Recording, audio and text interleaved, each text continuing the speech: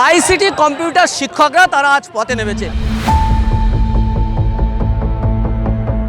বিগত সরকার যেভাবে তাদের বঞ্চিত করেছিল, সরকার পরিবর্তন হলেও এই সরকারের আমলে তারা আবারও বঞ্চিত।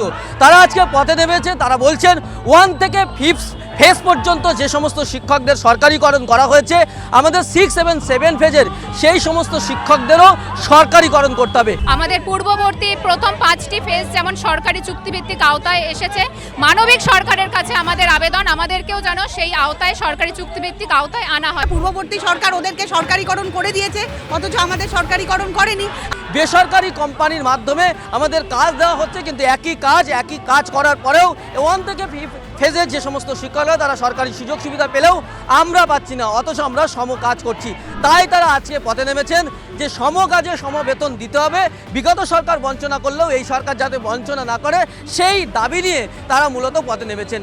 আর কি তারা দাবি রাখছেন, কি বলছেন তারা, বিস্তারিত জানাবো প্রতিবেদনে।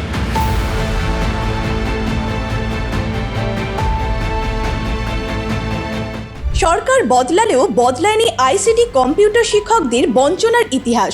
অভিযোগ, বিগত সরকারের আমলে যেমন বঞ্চনার শিকার হয়েছিলেন, বর্তমান সরকারেও একই পরিস্থিতির মুখোমুখি আইসিটি 6ষ্ঠ ও 7ম ফেজের শিক্ষক শিক্ষিকারা।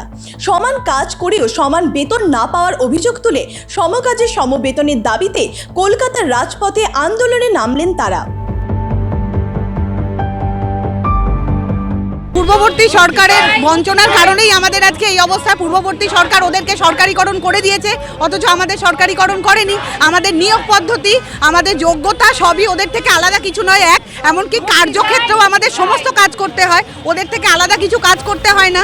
কাজেই আমরা সরকারিকরণের ন্যায্য দাবিদার, এবং সেই জন্য আমরা বারবার এটা সরকারের কাছে বলেছিলাম, গত সরকারের কাছে, কিন্তু উনি রোজই আজ হবে কাল হবে করে ঘুরিয়ে গেছে। বিগত সরকারের আমলে আমরা প্রচুর বঞ্চনার শিকার, আমরা লাঞ্ছনার শিকার, আমরা অত্যাচারিত হয়েছি। ঠিক আজকে যেমন আমরা কলকাতার রাজপথে নেমেছি, বিগত সরকারের আমলে একই রকমভাবে আমরা বিভিন্নভাবে রাজপথে নেমেছিলাম, কিন্তু আমরা বঞ্চনার শিকার। আমরা অভাগা আইসিটি 3719 জন। ওই সরকার আমাদের মানবতা দেখায়নি। আন্দোলনকারীদের দাবি, তৃণমূল সরকারের আমলে 1ম থেকে 5ম ফেজের আইসিটি শিক্ষকদের সরকারিকরণ করা হয় এবং সরকারি কর্মীদের সমস্ত সুযোগ সুবিধা ও বেতন দেওয়া হয়, অথচ একই দায়িত্ব পালন করেও 6ষ্ঠ ও 7ম ফেজের শিক্ষক শিক্ষিকারা এখনও সেই স্বীকৃতি থেকে বঞ্চিত। তাদের দাবি, 1ম থেকে 5ম ফেজের শিক্ষকদের মতো তাদেরও সরকারিকরণ করে সমকাজের সমবেতন নিশ্চিত করতে হবে। আমাদের পূর্ববর্তী প্রথম 5টি ফেজ যেমন সরকারি চুক্তিভিত্তিক আওতায় এসেছে, মানবিক সরকারের কাছে আমাদের আবেদন আমাদেরকেও যেন সেই আওতায় সরকারি চুক্তিভিত্তিক আওতায় আনা হয়। কেননা আমাদের 1ম থেকে 5ম যেভাবে রিক্রুটমেন্ট হয়েছে, ওরা যে কাজ করেন আমরাও ঠিক সেই কাজ করি, সেইভাবে রিক্রুটমেন্ট, সমযোগ্যতা সব সমান। কিন্তু তারপরেও আমাদের এই শেষের 2টো ফেজ অর্থাৎ 6ষ্ঠ ও 7ম এই 2টো পর্যায়ে এখনও কোম্পানির শোষণের মধ্যে রয়েছে। আমরা এই কোম্পানির অবশাসন বিলুপ্ত করতে চাই, সরকারের কাছে এটাই আমাদের দাবি। এজেন্সি মুক্ত হতে চাই, আমরা সরকারি আওতায় আসতে চাই।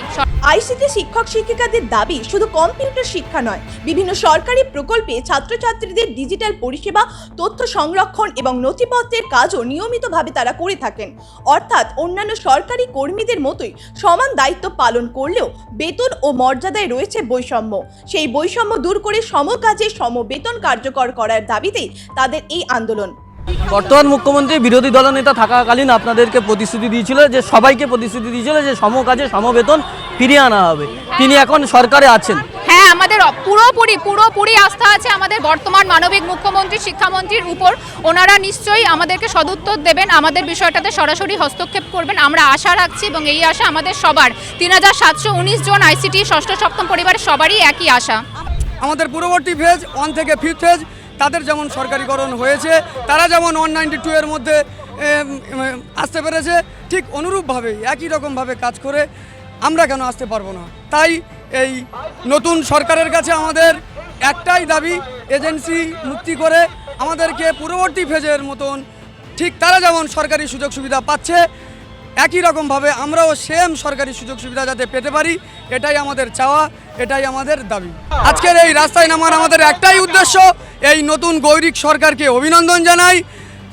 আমাদের এই কথাবার্তা আমরা চাই যে মাননীয় মুখ্যমন্ত্রীর কানে পৌঁছাক, তিনি তার দিক দিয়ে আমাদেরকে চেষ্টা করবেন। আমাদের মূল দাবি যেটা আমাদের এজেন্সি মুক্ত করতে হবে। এজেন্সির আয়তায় আমরা থাকতে চাইছি না। আমরা আইসিডি 6 অ্যান্ড 7 ফেজ দীর্ঘ 5 বছর দিয়ে আমরা এই পজিশনে আছি। স্কুলের প্রতিদিন আমাদের 6টা থেকে 7টা ক্লাস নিতে হয়। তার সত্ত্বেও আমাদের স্কুলের সমস্ত ধরনের কম্পিউটারের যে কাজগুলো থাকে অর্ডার ভিত্তিক সেই কাজগুলো আমাদের করতে হয়। সমস্ত ধরনের করার সত্ত্বেও আমরা স্কুলে টিচার বলে শিক্ষক বলে কোনো সম্মান পাই না।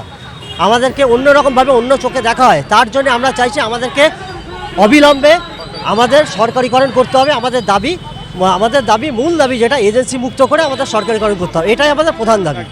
থেকে 5 নম্বর ফেজ পর্যন্ত তাদের সব সুবিধা পাচ্ছে, আপনারাও সেম কাজ করছেন, সেমভাবে রিক্রুটমেন্ট হয়েছেন, আপনারা পাচ্ছেন না? একদম আমরা পাচ্ছি না। সেটা হতে পারে কোনো রকমভাবে আমাদের অন্যরকম গাফিলতি বা অন্য কিছু হতে পারে, সেটা আমরা জানি না।